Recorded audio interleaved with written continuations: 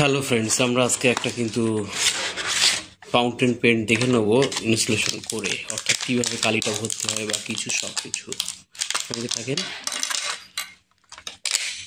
এইগুলো দেখুন, এর মধ্যে কালি আছে।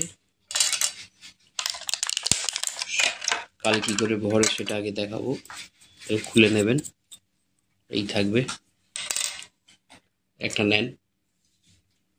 এই যে মুখটা আছে, এটা এর মধ্যে দিয়ে এই হাত দিয়ে একটা চাপ দিতে হবে, এইভাবে একটা আওয়াজ হবে।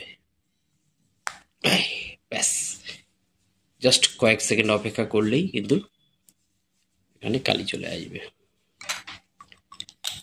এবং লেখা শুরু হবে। এটা গেল এক।